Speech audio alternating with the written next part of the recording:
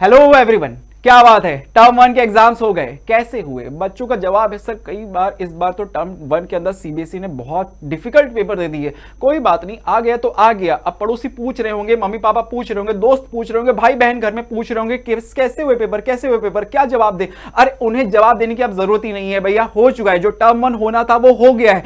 अब उस पास्ट की वजह से अपने इस प्रेजेंट और फ्यूचर को खराब मत करो। जो फ्यूचर में अब आपका टर्म टू का पेपर है उसकी हमें ताबड़तोड़ तैयारी करनी है। तो टर्म टू के लिए तैयार हो जाइए। और आज के इसी सेशन के अंदर मैं आप लोगों के साथ यही डिस्कस करने वाला हूं कि क्या स्ट्रैटेजी हम अपनाएं जिससे टर्म टू के अंदर हम मैक्सिमम से मैक्सिमम मार्क्स स्कोर कर सकेंगे। तो चलिए बिना देरी करे शुरू करते हैं अपने आज के सेशन को। अगर फुल मार्क्स हमें स्कोर करना है तो सबसे पहले हमारे पास दो चीजें होनी चाहिए। कौन कौन सी? एक होनी चाहिए प्लानिंग कि हमें कैसे सिलेबस को कवर करना है, और दूसरा होना चाहिए कि उसका इंप्लीमेंटेशन कि प्लानिंग सिर्फ बना के कागजों में कार्यवाही हमें नहीं करनी, ये सब हम नहीं करते, हमें उसको इंप्लीमेंट भी करना है। तो प्लानिंग और इंप्लीमेंटेशन दो बहुत इंपॉर्टेंट पॉइंट्स रहेंगे इस बार आपके टर्म टू के अंदर। अब अगर प्लानिंग आप कर रहे हो सिलेबस को कंप्लीट करने की, भाई प्लानिंग क्या चीज की होगी? सिलेबस को कंप्लीट करने की, और उसको कैसे हमें इंप्लीमेंट करना है आज के इसी सेशन में हम डिस्कस करते हैं। तो बच्चों अगर यहां पे हम सबसे पहले हमारे पास होता है हमारा सिलेबस, तो सबसे पहले तो हमें क्या करना है, जो हमारा सिलेबस है उस सिलेबस को कवर करना है, और उसके बाद मल्टीपल टाइम्स जितना आप रिवाइज कर सकते हो उसको उतना रिवाइज करना है। क्योंकि रिविजन से ही जब प्रैक्टिस आप करते हो ना, तभी उससे आपका माइंड शार्प होगा, उन चीजों को आप और अच्छे से समझ पाओगे। क्वेश्चन अगर घुमा फिरा के भी पूछेगा तो भी आप उनको सॉल्व कर पाओगे। तो सिलेबस अगर हमें कंप्लीट करना है बच्चों, अब मैं बात करूं अगर सिलेबस की, तो सिलेबस में से हमें सबसे पहले हमारे माइंडसेट में ये होना चाहिए कि कौन सा चैप्टर कितने मार्क्स का है। तो चलिए सबसे पहले हम मार्किंग स्कीम देख लेते हैं। यहां पे अगर देखिए जैसे एल्जेब्रा का जो चैप्टर आपका पोर्शन है, एल्जेब्रा का जो पोर्शन है वो आपका 10 मार्क्स का आ रहा है, 10 मार्क्स का। और एल्जेब्रा के पोर्शन के अंदर आपके दो चैप्टर्स हैं, एक क्वाड्रेटिक इक्वेशन और दूसरा है अर्थमेटिक प्रोग्रेशन के। दो चैप्टर्स आने वाले हैं जो टोटल मिला के 10 मार्क्स के हैं। देन उसके बाद ज्योमेट्री, ज्योमेट्री में भी आपके दो चैप्टर्स आएंगे, एक तो सर्कल दूसरा कंस्ट्रक्शन, टोटल मिला के ये भी आपका 9 मार्क्स का है। इसी तरह से अगर हम देखें टिक्नोमेट्री, तो टिक्नोमेट्री तो हम पहले भी पढ़ के आ चुके हैं, टर्म वन के अंदर पढ़ के आए हो ना। अब टर्म टू के अंदर आपको application of टिक्नोमेट्री, height and distance calculate करना है, ठीक है। तो ये पूरा एक सिंगल चैप्टर, जरा गौर कीजिए इस बात को, ये पूरा एक सिंगल चैप्टर 7 नंबर का आ रहा है इस बार आप लोग के। देन उसके बाद मेंसुरेशन में आपका सरफेस एरिया वॉल्यूम चैप्टर आएगा और वो होगा आपका 6 मार्क्स का। 6 मार्क्स का ये चैप्टर है। स्टैटिस्टिक्स एंड प्रोबेबिलिटी के अंदर, प्रोबेबिलिटी तो आपने टर्म वन में कर लिया, अब बारी है स्टैटिस्टिक्स को करने की। तो स्टैटिस्टिक्स ये सिंगल चैप्टर 8 नंबर का है।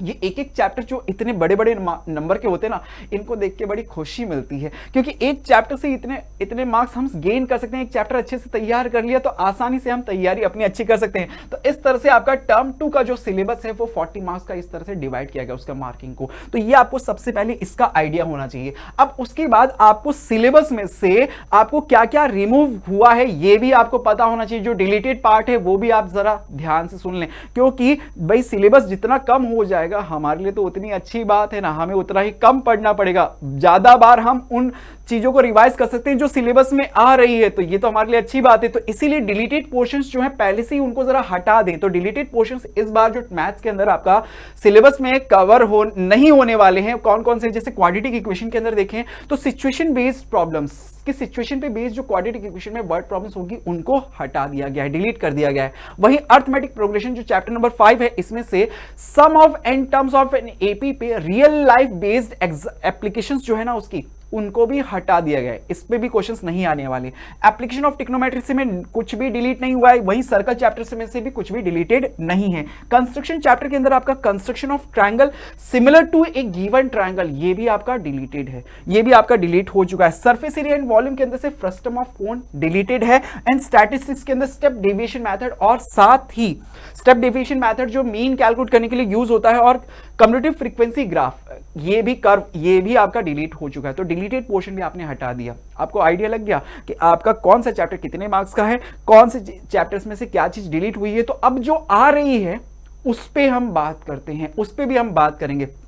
जो आ रहे हैं, जो चैप्टर्स अब आ रहे हैं, उन चैप्टर्स को मैंने यहां पे दो कैटेगरी में डिवाइड कर रखा है।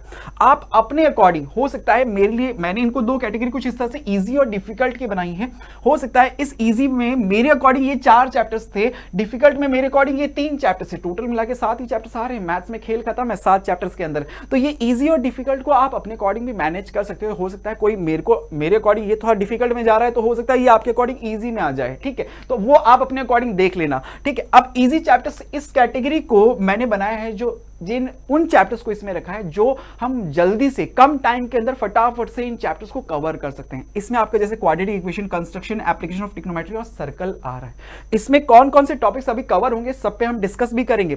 डिफिकल्ट, ये डिफिकल्ट वर्ड वैसे यूज नहीं करना चाहिए मैथ्स के अंदर, क्योंकि डिफिकल्ट तो कुछ होता ही नहीं है मैथ्स के अंदर। सीधी सी बात है, अगर हम प्रैक्टिस करेंगे तो जो डिफिकल्ट चीज है वो भी ईजी हो जाती है। तो इसमें इस कैटेगरी के अंदर डिफिकल्ट के अंदर रखने का इनको रीजन क्या था कि ये चैप्टर्स थोड़ी सी लेंदी हैं, कहीं ना कहीं थोड़ी कैलकुलेशन इसमें आ जाती है। इस वजह से इन चैप्टर्स को इस कैटेगरी में अलग से कैटेगरी बनाई, जिसमें आपका arithmetic progression, surface area and volume और स्टैटिस्टिक्स है। जो कैलकुलेशन थोड़ी सी कहीं ना कहीं इसमें बच्चों को परेशान करती है, इसीलिए इसमें थोड़ी सी प्रैक्टिस आपको ज्यादा रखनी है। ओके, अब बात करते हैं इसमें हर एक चैप्टर्स को उठाते हैं और इसका सिलेबस देखते हैं कि क्या क्या इसमें से आने वाला है और कैसे कैसे हम पढ़ सकते हैं।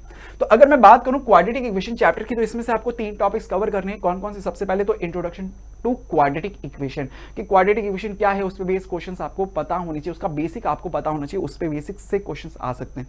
देन इसके सॉल्यूशन ऑफ क्वाड्रेटिक इक्वेशन पे बेस्ड जो मेथड्स हैं, जैसे फैक्टराइजेशन मेथड और क्वाड्रेटिक फार्मूला, ये आपको करने हैं इस पे बेस्ड क्वेश्चंस, और नेचर ऑफ रूट्स पे बेस्ड क्वेश्चंस आपको करनी है। टोटल मिला के 4 टॉपिक है, छोटे छोटे से टॉपिक है, आसानी से आप निपटा सकते हो। नेक्स्ट चैप्टर अगर देखें तो construction of triangle similar to given triangle, ये हमारा डिलीट हो चुका है। तो बचा क्या है उसके अंदर?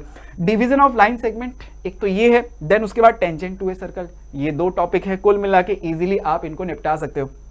एप्लीकेशन ऑफ टिक्नोमेट्री, इसमें आप टिक्नोमेट्री को एप्लीकेशन यूज करके आप हाइट एंड डिस्टेंस 2 चीजें कैलकुलेट करते हो। तो ये इजीली आपका एकदम हाइट और डिस्टेंस कैलकुलेट आप इजीली करना सीख सकते हो। इसमें अगर प्रैक्टिस करोगे तो बहुत इजी सा चैप्टर है, सिंगल चैप्टर है और काफी अच्छे मार्क्स का भी है। अगर बात करूं सर्कल चैप्टर की, छोटा सा चैप्टर है। सर्कल के अंदर टेंजेंट टू ए सर्कल एक टॉपिक आपको कवर करना है। Then number of tangent from a point on a circle, ये दूसरा टॉपिक है। टोटल मिला के कितने? 2 टॉपिक्स में ये चैप्टर भी खत्म। तो इस तरह से अगर आप देखो तो ये इजी वाले पोर्शन के अंदर ये 4 चैप्टर हैं और इनको ये टॉपिक्स हैं, आसानी से आप इनको कंप्लीट कर सकते हो। ये आपको करने भी हैं, ये सारे टॉपिक्स आपको कवर भी करने हैं। ओके, डिलीटेड पोर्शन ऑलरेडी हम डिस्कस कर चुके हैं, उसको मैं हटा चुका हूं। अब बात करूं अगर थोड़े से डिफिकल्ट वाली चैप्टर्स की, तो डिफिकल्ट चैप्टर्स के अंदर हमने 3 चैप्टर्स रखे थे। कौन कौन से मैथ्स के? एक तो arithmetic progression, surface area, volume और स्टैटिस्टिक्स। अर्थमेटिक प्रोग्रेशन के अंदर आपका बेसिक्स ऑफ एपी, क्योंकि एपी अर्थमेटिक प्रोग्रेशन इस बार आप फर्स्ट टाइम पढ़ रहे हो, आपके सामने फर्स्ट टाइम इंट्रोड्यूस हो रहा है अर्थमेटिक प्रोग्रेशन, तो इसके बेसिक्स आपको अच्छे से क्लियर होने चाहिए। ये आपके इस पे बेस्ड क्वेश्चंस भी पूछे जाते हैं। Then nth term of an AP and sum of nth term of an AP, total मिला के ये 3 टॉपिक हैं, ये चैप्टर खत्म।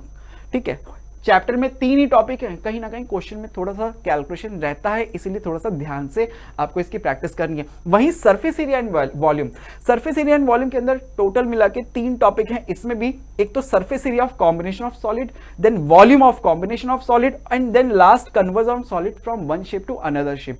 फ्रस्टम भी इसमें एक टॉपिक आता है, फ्रस्टम, जिसको इस बार रिमूव कर दिया गया है, तो आपको उस पर ध्यान ही नहीं देना। ये 3 टॉपिक है, कैलकुलेशन थोड़ी सी इसमें भी रहेगी, तो बच्चों ध्यान देना है। क्वेश्चन कई बार लेंदी भी पूछे जाते हैं, आपके सामने आते हैं, तो क्वेश्चंस के लेंदी भी होते हैं, तो जरा ध्यान रखना है। यूनिट्स का भी आपको ध्यान रखना है इसके अंदर। स्टैटिस्टिक्स के अंदर टोटली 3 चीजें हैं। स्टैटिस्टिक्स की बात होती है मीन, मोड और मीडियन, इसके अलावा होता क्या है स्टैटिस्टिक्स के अंदर? तो बस यही है इस बार भी, मीन, मोड और मीडियन ऑफ ग्रुप डेटा के इस पर बेस्ड क्वेश्चंस इसमें पूछे जाएंगे। मीन कैलकुलेट करने के जो 3 मेथड्स होते हैं, उसमें से स्टेप डिवीजन मेथड इस बार हटा दिया गया है, सिलेबस में नहीं आने वाला, तो उस मेथड को आप छोड़ सकते हैं। बाकी के जो 2 मेथड्स हैं उनको आपको कवर करने हैं। ठीक है, मोड और मीडियन के सिंपल से फॉर्मूले जिनको आप इजीली कर सकते हो। तो इस तरह से ये हमने सिलेबस की बात कर ली कि हमें सिलेबस में क्या क्या पढ़ना है। तो हमने देखो स्टार्टिंग से क्या क्या डिस्कस कर लिया कि हमारे इस पूरे टर्म 2 के सिलेबस के अंदर कौन सा चैप्टर कितने मार्क्स का है, ये हमें पता लग गया। कौन कौन सा पोर्शन डिलीटेड है वो हमें पता लग गया।